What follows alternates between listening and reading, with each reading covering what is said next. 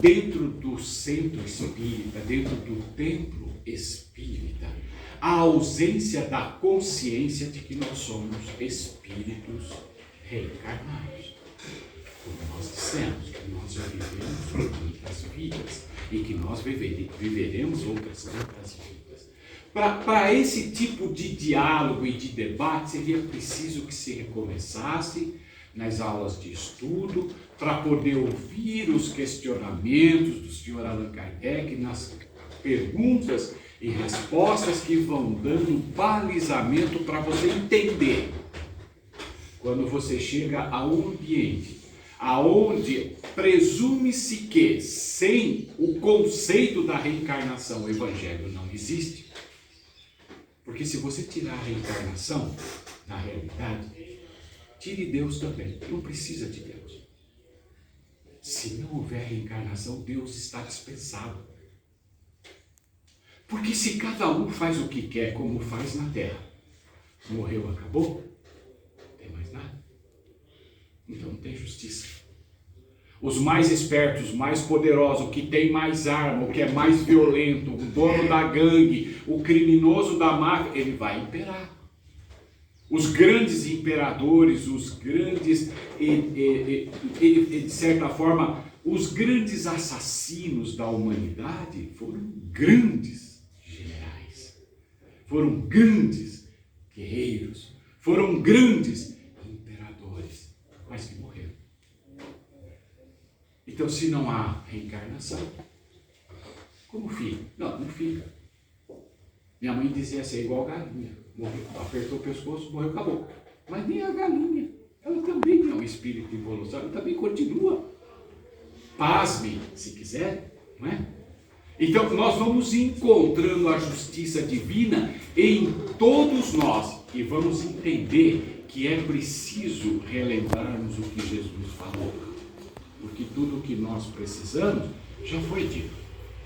No capítulo 6, fatalmente todos nós já passamos por isso. Eu vou pular alguns itens, mas vamos relembrar umas passagens fundamentais. A multiplicação de pães. Todos nós já ouvimos falar, ou já ouvimos, ou já lemos, ou já estudamos, de acordo com cada um de nós. Então nós vamos fazer um apanhado. Depois disso passou Jesus, então esse livro aqui é a Bíblia de Jerusalém, é uma outra tradução, ela não é tradução da Igreja Católica, ela não é tradução da Igreja Protestante, ela é uma tradução livre dos teólogos e historiadores franceses. Depois disso passou Jesus para outra margem do Mar da Galileia, ou de Tiberíades. Ele atravessou, portanto, ele foi do outro lado. Gente, o Mar da Galileia, falar do Mar da Galileia, é um grande lago. Ele tem 22 ou 24 quilômetros de extensão por 11 ou 9 de largura. Mas ele é um pedaço de terra grande que para o povo daquela época era um mar. E é um lago. A dificuldade de navegação, a dificuldade de visão aérea, tudo muito... Era o Mar da Galileia. Então Jesus foi para o outro lado do mar. Ele só pegou um barquinho com Simão Pedro e foi para o outro lado. Uma grande multidão o seguia, porque tinha visto os sinais que ele realizava nos doentes. Bom, você mora lá na Galileia, ou você mora no Tiberíades, em silêncio, por favor. ou você mora numa região qualquer ali, e você de alguma maneira ouviu falar, olha, vai vir Jesus. Quem é Jesus? Olha, é um profeta. Ele cura todas as doenças, curou leproso, curou cego, tirou todos os males, as enfermidades dos endemoniados. Nossa, eu tenho uma dor aqui há tantos anos. Lembra-se do caso da mulher hemorrágica que vai em busca de Jesus depois de ter vivido uma vida? Aí ela vai até o profeta. O povo ouviu dizer que ele iria, então o povo foi. Pessoal, presta atenção na palavra multidão.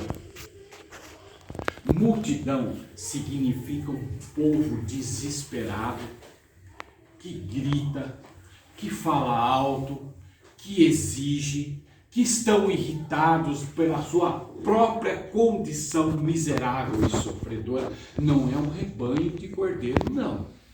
É multidão. Então vamos seguir aqui. Uma grande multidão o seguia, porque tinha visto os sinais que ele realizava nos doentes. Ele cura. Não é assim hoje, gente? Hoje é assim. Hoje nós temos clínicas em todos os bairros, praticamente, do posto de saúde.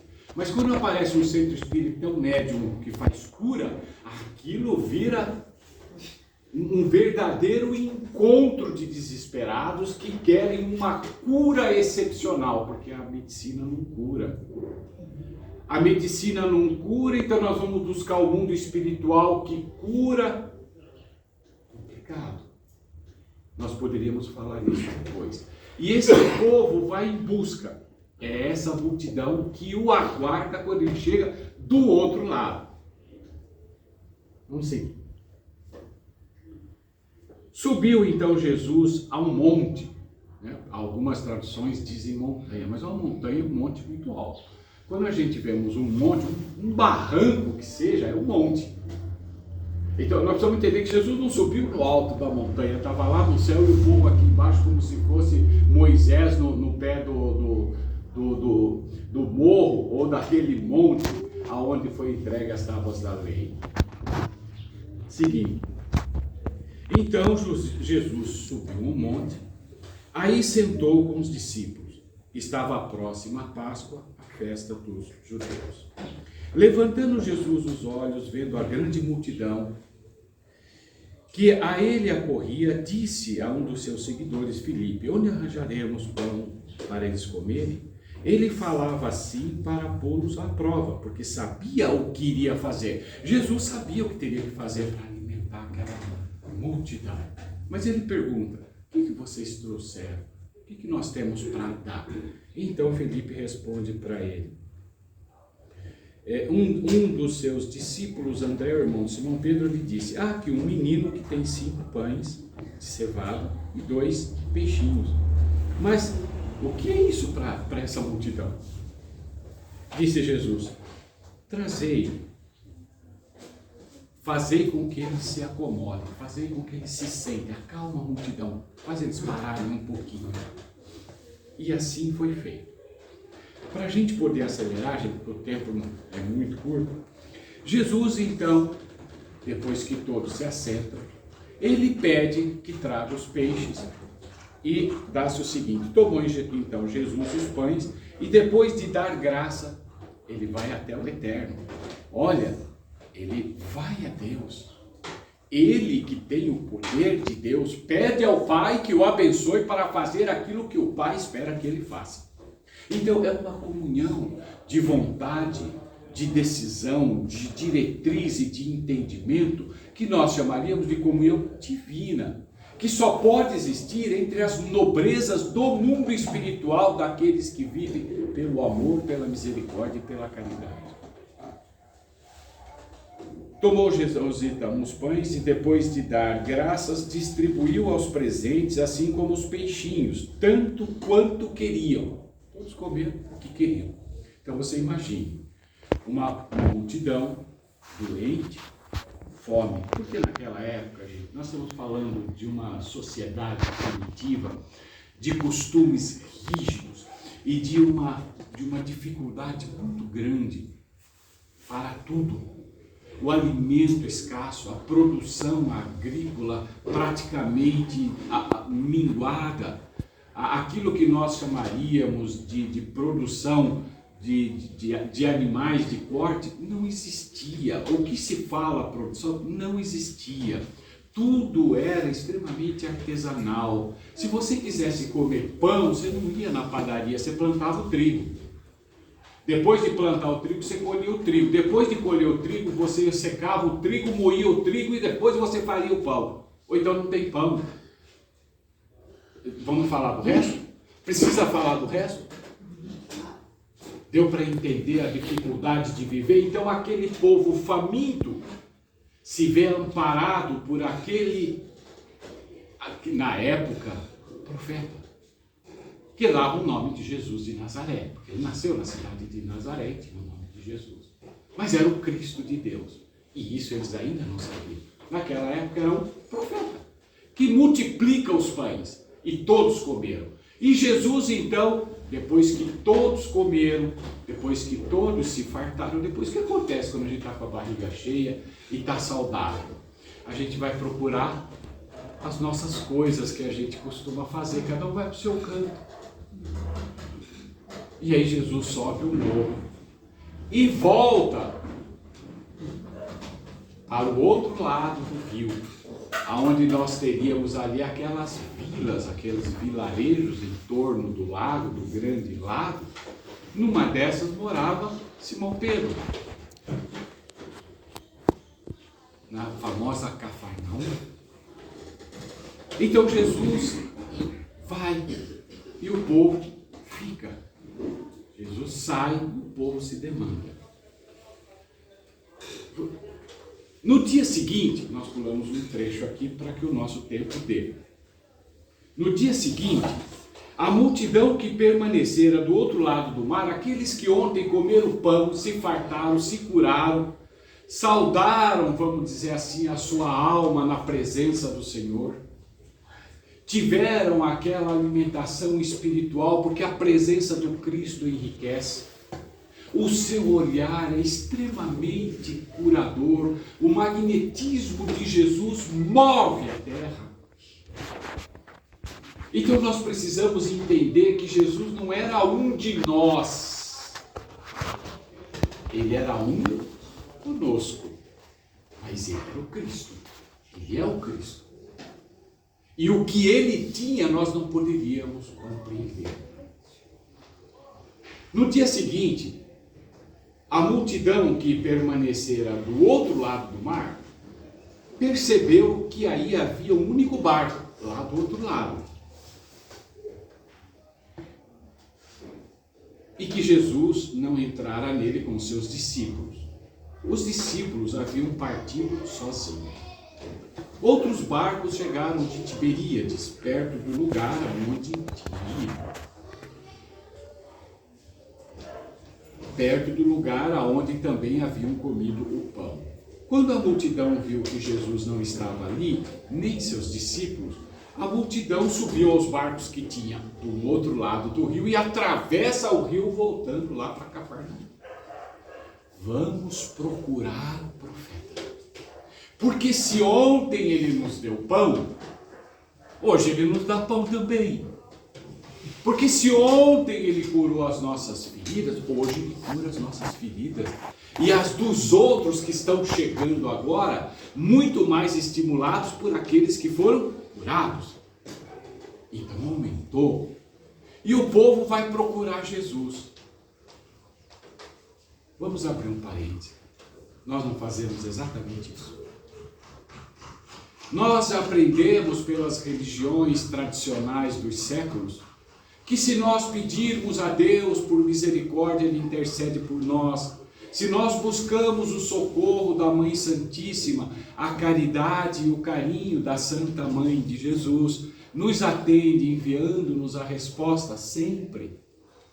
A aflição de uma súplica nunca fica sem resposta. A dor de um aflito na terra nunca fica sem resposta. Então eles foram buscar Jesus lá em Cafarnaum. Encontrando-o do outro lado, disseram, quando a multidão chega àquela leva incontrolável, aquela zoada, diz assim para Jesus, sem a menor consideração, dizem assim, Rabi, que significa mestre, né? Rabi, quando chegaste aqui? Quando é que o senhor chegou aqui? Como é que o senhor sai de lá, deixa a gente lá e não fala para nós que o senhor veio aqui? É mais ou menos isso. Porque nós queremos que Deus responda às nossas súplicas quando nós achamos necessário. Somos nós o nosso próprio Deus. Somos nós que dizemos para nós, eu digo para mim o que é que eu preciso. Eu sei o que eu preciso, o que eu quero, o que eu faço. Bem, continuamos então no mundo de expiação e de prova, onde as almas são exatamente como nós, insaciáveis, inconformadas, indisciplinadas. Vamos seguir. Respondeu-lhe Jesus a essa multidão que dizia, quando foi que o senhor chegou aqui?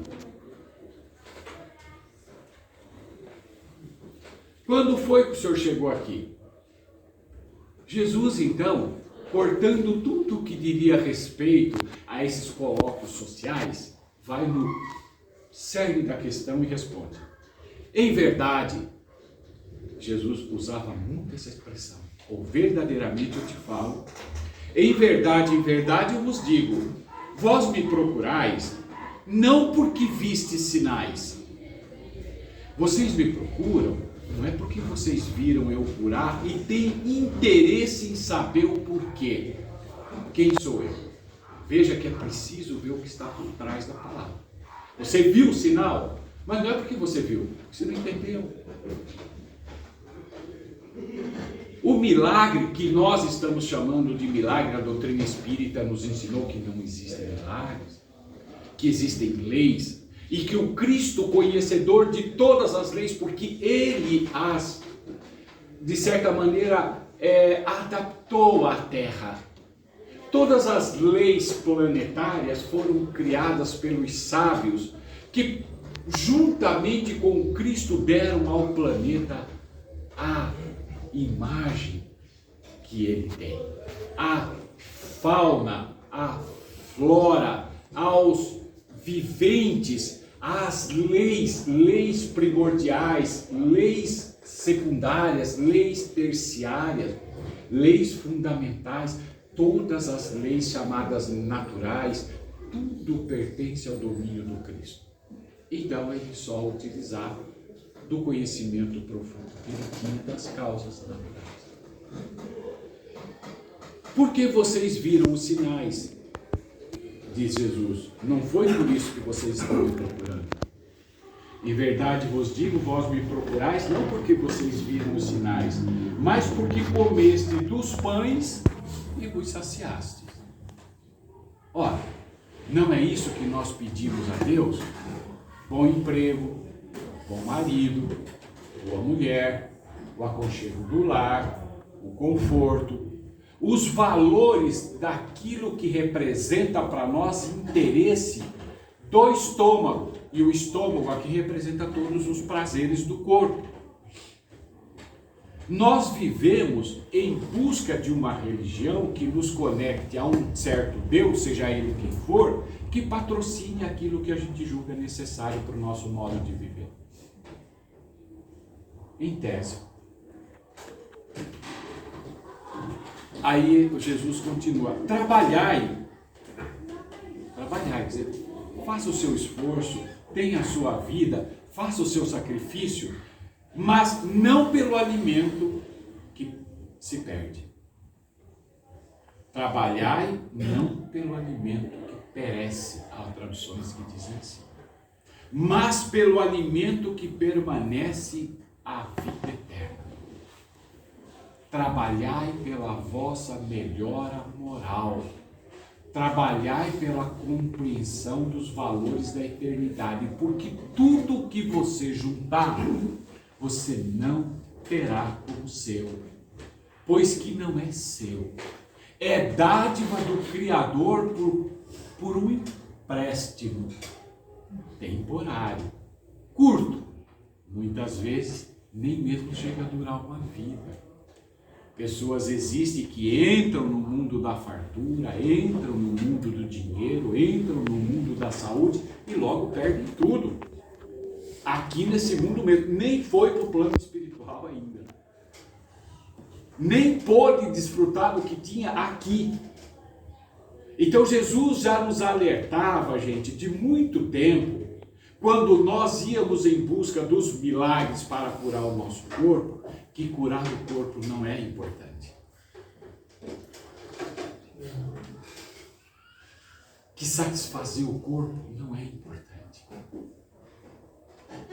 Os valores que verdadeiramente definem a nossa condição de felicidade ou desgraça, e daí o capítulo que nós estamos nos referindo no Evangelho segundo o Espiritismo, a desgraça real é bem diferente daquilo que nós, os desgraçados, costumamos dizer que é desgraça. Porque não é. Então nós poderíamos dizer que nós, os desgraçados, somos abençoados, enquanto o que nós queremos é mais desgraça. Como assim? Vamos só finalizar a expressão de Jesus, voltamos lá. Trabalhai, não pelo alimento que se perde, mas pelo alimento que permanece até a vida eterna. Alimento, agora sim, é o cerne de tudo que nós estamos falando hoje. Alimento que o Filho do Homem vos dará. Ele, Jesus, porque ele nasceu de Maria.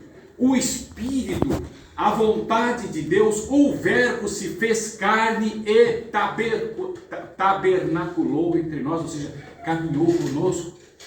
Quem era o Verbo que se fez carne? O Cristo. Quem era o Cristo? Jesus de Nazaré. Como a gente pode saber? Olha os sinais. Que sinais? É Ele que cura, Ele que sara, Ele que levanta os mortos, Ele. Ele sabe tudo sobre Deus, Ele foi o único que viu Deus. Ninguém viu Deus, somente Ele viu. E Ele diz que vem dar testemunho do que Ele viu. Então o Cristo é quem tem exatamente tudo aquilo que nós precisamos. E Ele diz: alimento que o Filho do Homem vos dará, pois Deus, o Pai, o marcou com o seu selo. O que é o selo, gente? É de certa forma a autenticidade. É verdadeiramente a integridade daquele documento. Ele tem um selo real. Ele é reconhecido pelo Rei. E o Rei da Justiça é o Criador. Então Jesus diz: eu trago o selo real. Olhem para mim. Vejam o que eu faço. Ele mesmo diz: não é o que eu falo, não é o que eu falo que dá testemunho de mim, mas o que eu faço. O que ele faz? Ele ama, ele é simples, ele é humilde, ele perdoa, ele cura, ele esclarece, ele cria um colegiado, ou seja, seguidores de nobreza moral. Coisa que na época nem pensava. E aí disseram-lhe a multidão, só esse último parágrafo para nós voltarmos aqui: que faremos para trabalhar nas obras de Deus? Olha que interessante a interpretação dos judeus. Jesus fala que nós devemos trabalhar, como ele disse aqui, pelo alimento que não se perde. Eles entenderam, porque eles perguntam assim: bom, o alimento que não se perde é o que está na obra de Deus, não é? Porque é aquilo que a gente faz para Deus, não é isso? Então eles perguntam: que faremos para trabalhar nas obras de Deus? Respondeu-lhes Jesus. Presta atenção, gente, a resposta. Presta atenção para ver se dá para entender. Quem quiser fazer alguma pergunta sobre esse assunto, por favor, só levantar a mão. Respondeu Jesus: a obra de Deus é que creiais naquele que Ele enviou. Gente, a obra que você quer trabalhar para fazer valer a sua vida é exatamente o que a própria obra está dizendo. Creia. Do verbo crer. Mas crer não é somente acreditar. Crer está condicionado à ação, à atitude de viver aquilo que você agora compreende, entende, sabe, reconhece e diz que de fato não poderia ser diferente. Quando nós pensamos que há tanta coisa para ser feita, olha, eu vou fazer uma instituição de caridade, eu vou dedicar. Bom, tudo bem, isso é um resultado. Isso é o produto nobre da nobreza inicial, que é crer no Cristo. Porque crendo no Cristo, você está com o Cristo, é um com o Cristo, e junto com o Cristo é um com Deus. De forma que nós estamos em contato com o Criador, nosso coração vibra de outra maneira. Nossos desejos são agora fortalecidos pela mais alta vontade de ser útil ao bem. O amor pelo amor ao amor. Então só, mais nada.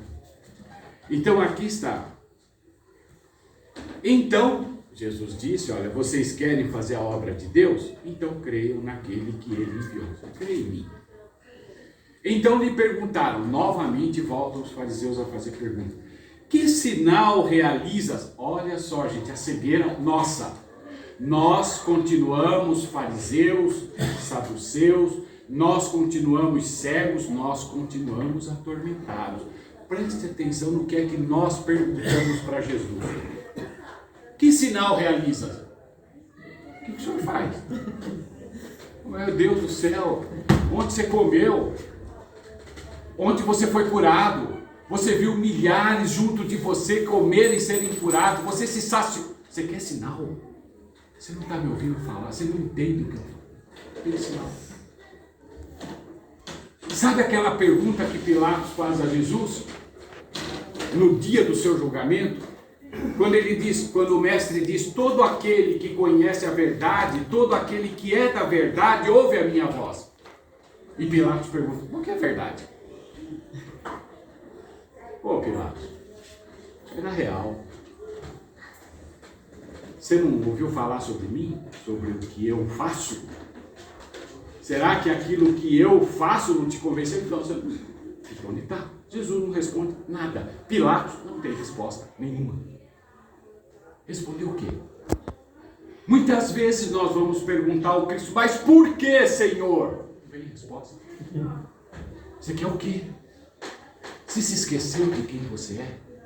Um espírito imortal transitando por uma linha ainda difícil, nebulosa, de certa maneira pedregosa, espinhosa, cheia de sacrifício, para aprender a valorizar você mesmo. Não compreendeu? Então continua. Vamos seguir. Que realizas para que vejamos e creiamos em ti? O que você faz para que a gente possa ver e crer? Que obras fazes? Nossos pais comeram o maná no deserto. Sabe aquele maná no deserto que quando eles saíram do Egito, atravessaram o deserto e estavam perecendo de fome, vinham aquele alimento próprio que aparece, vamos dizer assim, temporariamente no deserto pela própria necessidade de umidade a determinado tipo de uma substância quase que porosa, como se fosse um algodão, que eles comiam, um maná do deserto, que Moisés dava. E Jesus disse, em verdade vos digo, não foi Moisés quem deu o pão do céu. Aí caiu o mundo. Porque aquilo para os judeus, os hebreus da época, era o suprassumo da fé, que os antigos sobreviveram porque Moisés deu o maná. E Jesus fala, não foi Moisés. Porque a verdade nos incomoda muito, gente. Se existe algo que nos fere frontalmente, é a verdade. É quando nós olhamos para nós mesmos e dizemos, eu não sou digno de Deus. Lembram do que disse o centurião?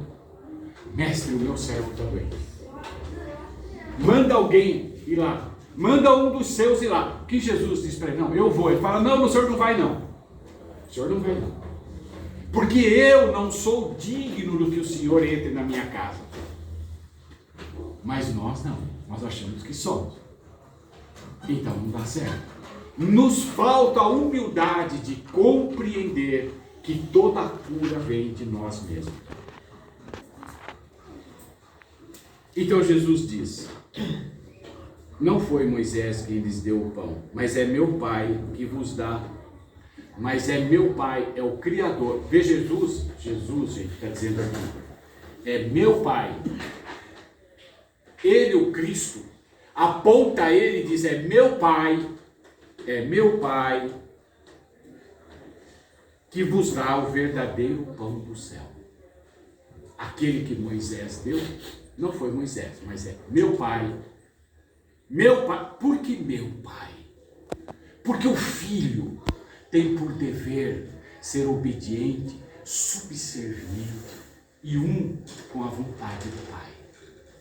No crescimento espiritual, nós vamos nos identificando com Deus a passos curtos e muito lentos, numa escala de tempo chamada infinito, eternidade.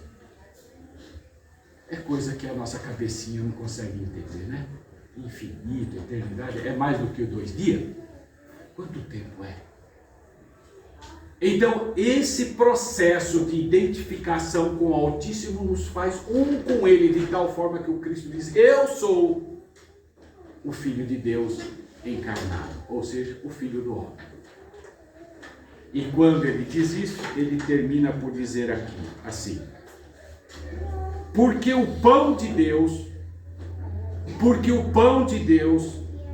vou repetir, todo mundo ouviu? Porque o pão de Deus é aquele que desce do céu e dá vida ao mundo. Ele. Porque o pão de Deus, olha, se você achar que existe um outro caminho que vai te ajudar a manter o equilíbrio mental, a saúde espiritual, a nobreza de ideais, para você ter serenidade, se tiver fora do Cristo, você está se alimentando com veneno.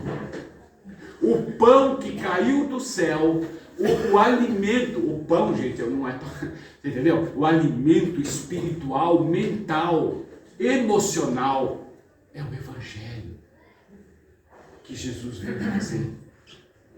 Então, quando nós vemos as lições dizendo para nós sobre a importância de aceitar o sofrimento como bênção de Deus, é o reconhecimento que nós oferecemos à vida de que de fato nós precisamos de lições de maior valor.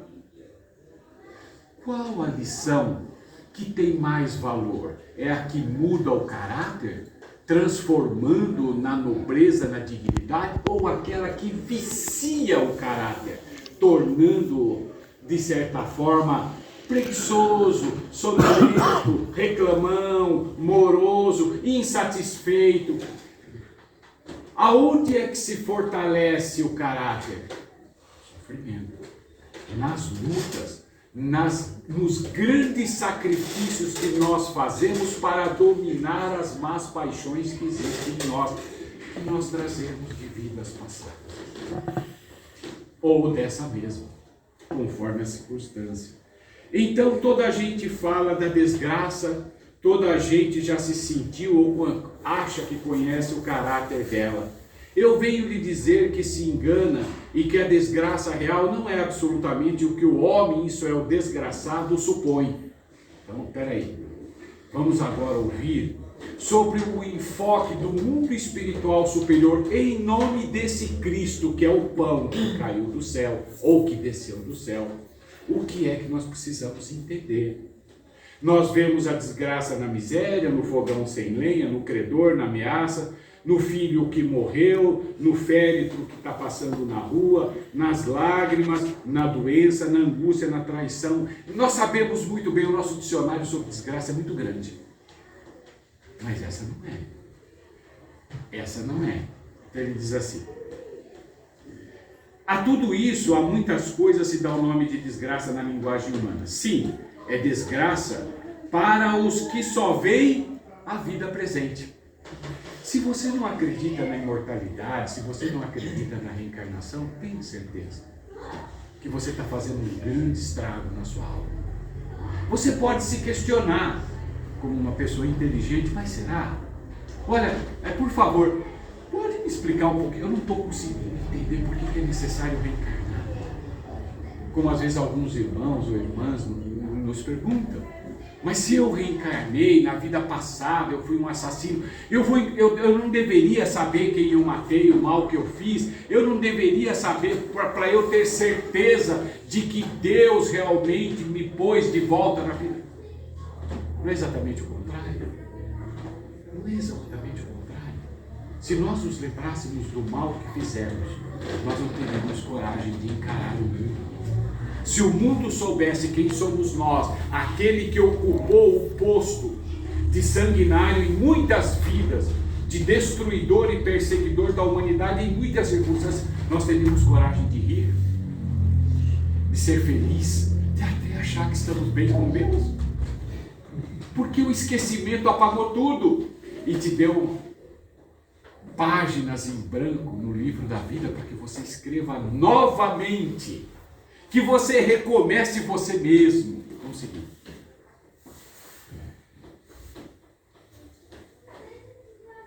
Dizei-me se a tempestade que vos arranca as árvores, mas que saneia o ar, dissipando os miasmas insalubres que causariam a morte, não é antes a felicidade do que uma infelicidade? Não é um bem? Quando vem aquela tempestade que arranca a terra, ela tira do ar as doenças.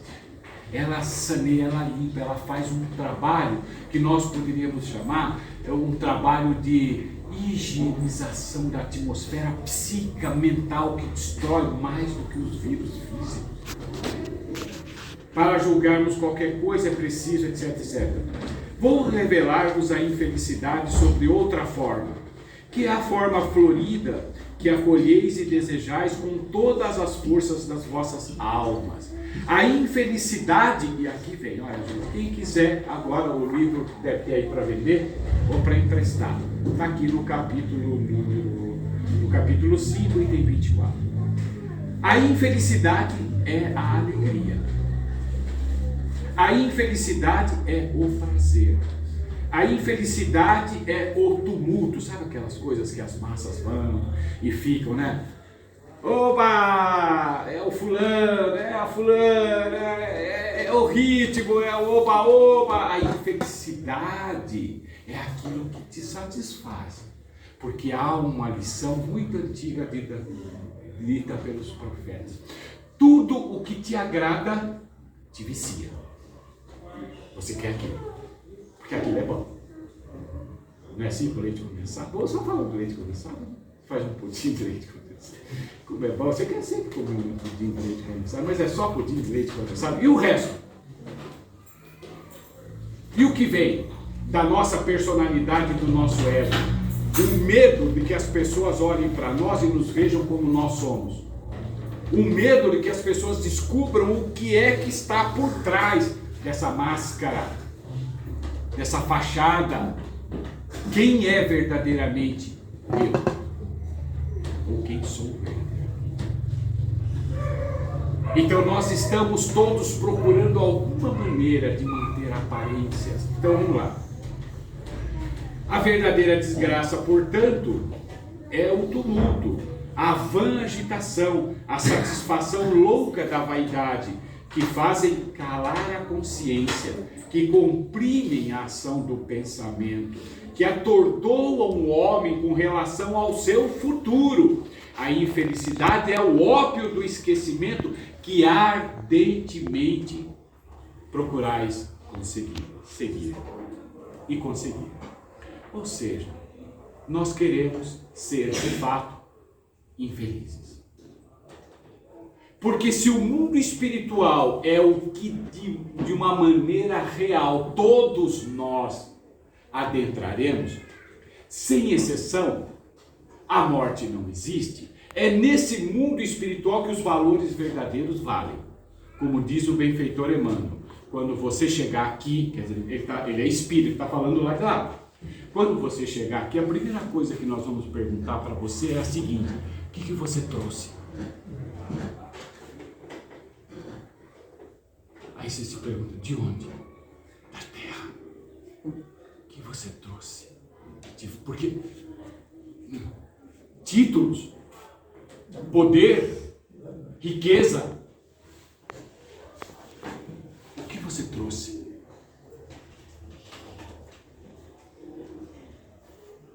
Por nós não souber dizer a verdade um para o outro, ao longo da vida, nós vamos acreditando que é Deus que nos castiga, né? E quando vê o Evangelho dá esse esclarecimento, e vamos descobrir a verdade sobre nós mesmos. É isso, meu irmão. A verdade é sempre nós mesmos. Por isso, voltando ao que nós dissemos na reunião passada, vamos voltar a Sócrates, lá na Grécia, lá no templo, na ilha de Delfos, que estava escrito, e foi Sócrates quem trouxe para a Grécia esse dizer: homem e mulher, ser humano, conhece-te a ti mesmo. Ele não está perguntando, conhece-te a ti mesmo? Não tem uma interrogação. Se tivesse no bom português, teria uma exclamação. Conhece a ti mesmo. Conhece. Porque se você não conhecer, você não conhece Deus. Se você não conhecer Deus, você não tem acesso ao Cristo, como disse Jesus na reunião passada que nós lemos. Ninguém pode vir a mim se o Pai não o trouxer. Você quer conhecer Jesus? É Deus quem vai te levar lá. E por isso, gente, como é que Deus responde? Então agora nós vamos finalizar. O poema que dá essa resposta para nós é de Maria Dolores. Deixa eu me localizá-lo aqui, só um segundinho. Eu acho que pulei. Está aqui. Chama-se Mensagem Fraterna. Ouçam, irmãos. Ouçam. Com o coração, se possível. Ela diz assim, nesse belíssimo poema, porque é o Espírito, já desencarnado, quem dá essa mensagem no livro Parnaso de Além Túmulo, a primeira obra psicografada por Chico Xavier na Terra. E ela diz assim: meu irmão, todos nós, tuas preces mais singelas são ouvidas no espaço ilimitado, mas sei que às vezes choras consternado ao silêncio da força que interpelas. Ou seja, você faz a prece, faz a rogativa, mas não vem resposta. Então você chora consternado. Ai, meu Deus, por que o Senhor não me respondeu? Vamos seguir. Volve, ou seja, volta ao teu templo interno abandonado, a mais alta de todas as capelas, e as respostas mais lúcidas e belas hão de trazer-te alegre e deslumbrado. O templo interno, o coração. Sabe o que é o coração? É o órgão que pompeia sangue, mas ele representa simbologicamente o órgão do sentimento. Então volta para dentro do teu sentimento, olha as tuas emoções, o teu amor, o teu carinho, o teu encanto para com Deus e com a vida, e você vai ter uma resposta lá, nas tuas emoções. Não é no teu cérebro. Deus não vai responder no teu cérebro. É isso, minha filha, joga no número 30. Não! Vem um sentimento. Vem um desejo de se dizer assim: ah, meu Deus, muito obrigado. Nada mudou. O que estava queimando continua queimando, estava quebrado continua quebrado, está desgraçado. Mas eu estou tão alegre.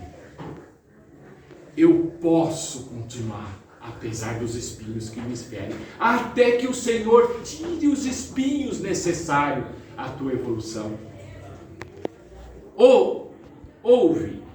Ouve o teu coração em cada prece. Deus responde em ti mesmo e te esclarece com a força eterna da consolação.